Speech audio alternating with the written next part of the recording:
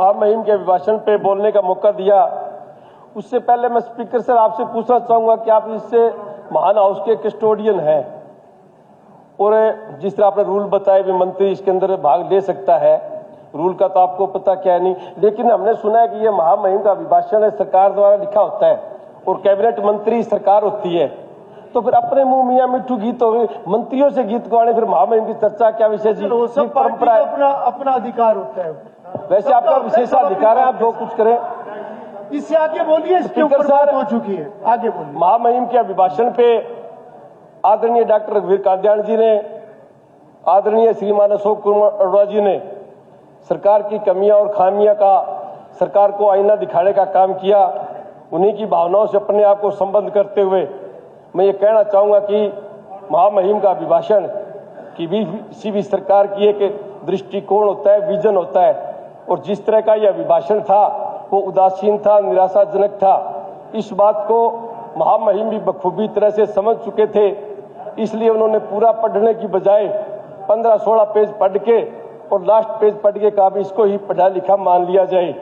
इसे मौजूदा सरकार की कार्यप्रणाली से आज हरियाणा प्रदेश की 2 करोड़ 80 लाख जनता त्राहिमाम कर रही है, क्योंकि आज प्रदेश के लोगों को चिंता है कि हरियाणा बेरोजगारी में नंबर 1 है, आज कर्जे लेने में हरियाणा नंबर 1 है, जबकि गरीबी रेखा 71% से नीचे है, महिलाओं के विरुद्ध अपराध में उच्च स्थान प्राप्त है, शिक्षा में पिछड़ रहा है, स्वास्थ्य सेवाएं ठप है, ग्रामीण सड़क टूटी पड़ी है, कानून व्यवस्था ध्वस्त है, महंगाई आसमान को छू रही है और कलेक्टर रेट बढ़ा के आम जनमानस को रेन बसेरा लेने के लिए आपने रुखसत कर दिया है। और इसी तरह से महामहिम ने, जो हमारा कृषि प्रधान प्रदेश है, लेकिन इस अभिभाषण में कृषि के ऊपर सिर्फ 4 पैरे हैं। उसके अंदर एक तो गीत गाए कि हम 24 फसलें एमएसपी पे खरीदते हैं, तो स्पीकर सर इन 24 में से मात्र 2-3 फसलें हैं जो हरियाणा में होती है। पटसन का नाम आया था, पटसन अगर कहीं भी 1 क्विंटल हरियाणा सरकार ने खरीदी हो तो वो बताने का काम करें। ये सिर्फ किसानों की आंखों में धूल झोंकने वाली बात है। और इसी तरह से आप कह रहे थे कि हमने फसल बीमा योजना के तहत किसानों को बीमा दिया है। ये हमारे लोकसभा में भी मंत्री ने बताया था कि 2023-24 में किसानों को फसल बीमा देने में 90% की गिरावट आई है। 22-23 में हरियाणा के किसानों को 2496.89 करोड़ का भुगतान हुआ, जबकि 2023-24 में सिर्फ 224.43 करोड़ मिले।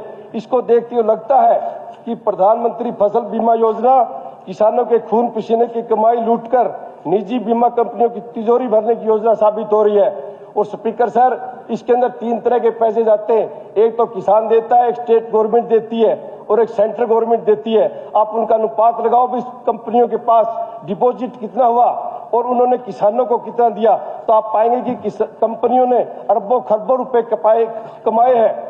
अगर कंपनियां अरबों खरबों रुपए कमा रही है प्राइवेट, तो क्यों नहीं ये हमारे सहकारिता डिपार्टमेंट को, हमारे एपेक्स के जो बैंक है, हरको बैंक है, उनको ये फसल बीमा योजना करने का अधिकार दिया जाए, ताकि हरियाणा का पैसा हरियाणा में रह जाए। और इसी तरह से भारतीय जनता पार्टी ने चुनाव के दौरान आम जनमानस की आंखों में धूल झोंकते हुए महिलाओं से वादा किया था कि हम 2100 रुपये आपको भत्ता देंगे, लेकिन आज तक महिलाएं टकटकी लगाए बैठी है। इसी तरह से किसानों को कहा गया था कि 3100 रुपये में आपका धान खरीदा जाएगा, 3100 2800 देने की दूर की बात, 200 से लेकर 700 तक किसानों को अपनी फसल कम दामों पे बेचनी पड़ी। इसी तरह से सरकार ने वादा किया था कि 500 रुपये में हम सिलेंडर देंगे, लेकिन सिर्फ 5% लोगों को देके इतिश्री करने का काम किया। और इसी तरह से सीटी के पास युवाओं को 9000 रुपए देने की बेरोजगारी भत्ता देने का काम किया था।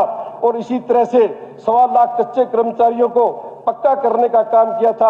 और कौशल रोजगार निगम के कर्मियों से झूठ बोलकर बीजेपी ने वोट दिया कि चुनाव के बाद उन्हें पक्का किया जाएगा। और चुनाव के बाद अब पिछले दिनों इन्होंने कौशल रोजगार निगम के कर्मचारियों को स्पीकर सर हटाने का काम किया।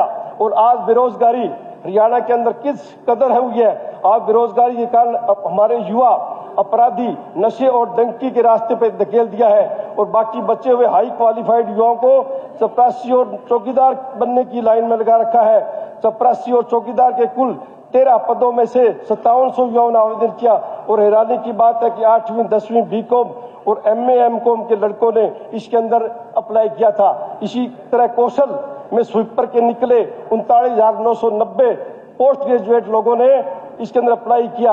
6112 ग्रेजुएट लोगों ने अप्लाई किया और 1,20,000 12वीं पास युवाओं ने भी किया। इससे हमें पता लगता है कि आज बेरोजगारी किस कदर आज हरियाणा प्रदेश में मुंह बाई खड़ी है। और इसी तरह से स्पीकर सर, एक कैंसर बड़ी भयंकर बीमारी आज हरियाणा प्रदेश में घर कर चुकी है, लेकिन महामहिम के अभिभाषण में कैंसर का कहीं कोई जिक्र नहीं है। सरकार ने तीसरी स्टेज पे कुछ अनुदान देने की घोषणा की है। मेरी आपके माध्यम से सरकार से मांग है कि उसके अंदर स्टेज ना किया जाए, पहली स्टेज का हो उसी को भी अनुदान देना चाहिए, क्योंकि कैंसर ऐसी भयंकर बीमारी है वो निम्न स्तर तक क्या मध्यम वर्गीय परिवार को भी उजड़ने के कगार पे पहुंचा देती है। इसी तरह से जो हमारे कॉलेज और स्कूल में जो टीचरों की बात है, हजारों पद खाली पड़े हैं और दूसरी तरफ सरकार नई नीति लाने का ढिंढोरा पीट रही है। मैं सरकार से आपके माध्यम से मांग करना चाहूंगा, पहले जो हमारे सरकारी स्कूल है उनको आप पहले भरने का काम करें और उसके बाद में कोई नई शिक्षा नीति पे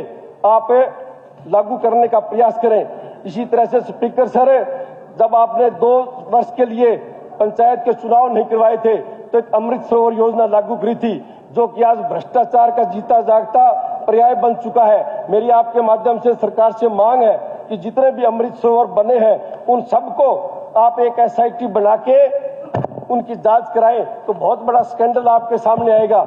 और इसी तरह की आप जब ईमानदारी की बात करते हैं तो मैं आपको बताना चाहूंगा कि मेरे फतेहाबाद विधानसभा क्षेत्र में एक बोद्दीवाड़ी गांव है जहां पे 2022-23 में मनरेगा के तहत पेमेंट हो चुकी थी, लेकिन मैंने जब 1 महीना पहले देखा कि वहां पे नील प्रोग्रेस थी, वहां पे कोई काम नहीं था। मैंने वहां पे फोटो खींचे 20 तारीख को, यहाँ पे कोई काम नहीं था। मैंने पूरा का पूरा चिट्ठा बना के CM साहब को मैं CM हाउस में देने आया और बड़ी ताज्जुब की बात है, जब मैं CM हाउस से बाहर निकला तो मेरे पास फतेहाबाद से फोन आ चुका था कि आपने इस तरह जांच दी है। और उसके बाद में 1000, 1200, 1500 रुपए में मजदूर लगा के रातों रात 3 दिन के अंदर वो काम पूरा कर दिया गया। मैंने मुख्यमंत्री को फिर आके कहा कि काम 3 दिन में पूरा हो गया, ये काम करने वाले लेबर के फोटो है। तो मुख्यमंत्री ने कहा था कि हम आप जांच कराएंगे, 1 हफ्ते में आपको इसका रिजल्ट मिलेगा, लेकिन अभी तक उस बोद्दीवाड़ी गांव का कहीं कोई जिक्र नहीं आया। मेरा आपके माध्यम से ये निवेदन है कि मनरेगा के तहत जिन अधिकारियों ने, जिन भी व्यक्तियों ने घोटाला किया है उसकी आप जांच कराएं और दोषी लोगों को सजा मिलनी चाहिए।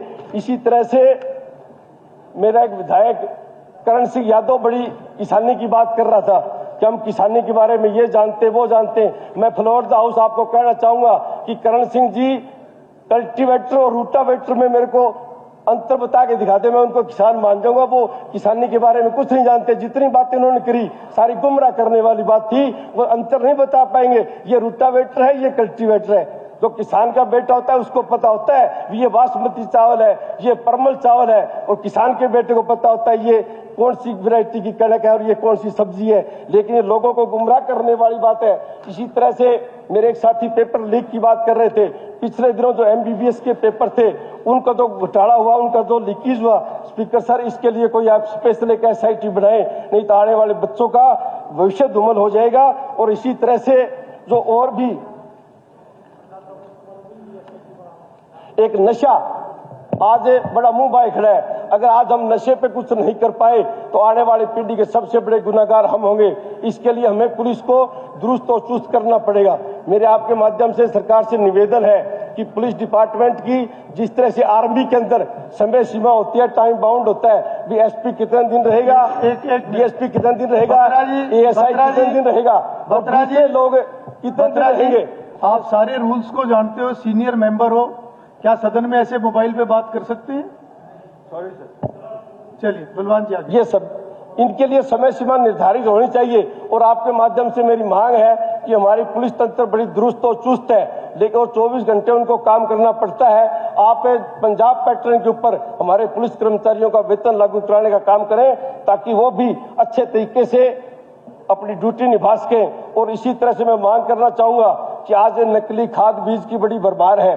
आप एक ऐसी नियम बनाएं कि प्रत्येक डीडीए हर 6 महीने में फर्टिलाइजर, सीड और पेस्टिसाइड की दुकानों का स्टॉक चेक करेगा, क्योंकि उन दुकानदारों के अंदर कानून का भय होना चाहिए। अगर हम शायद किसानों को 100-150 महंगा दे देंगे तो कोई बात नहीं, नकली अगर हम उन किसानों को देंगे तो हम किसानों को बचा नहीं पाएंगे। अगर किसानों को बचाना है तो उनको असली खाद बीज हमें मुहैया कराना पड़ेगा।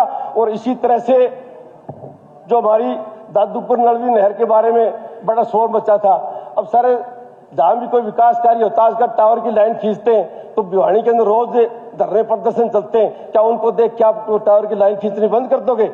इसी तरह दादूपुर नलवी नहर, हमने तो सुना था कि सरकार नहरें निकालती है, सड़कें निकालती है, कॉलेज खोलती है, स्कूल खोलती है, लेकिन इस सरकार में पहली बार सुना है कि इन्होंने नहर को बंद करने का काम किया, जो कि चिंताजनक है। उस नहर को दोबारा नोटिफाइड करके उसको खोलने का काम करें। धन्यवाद।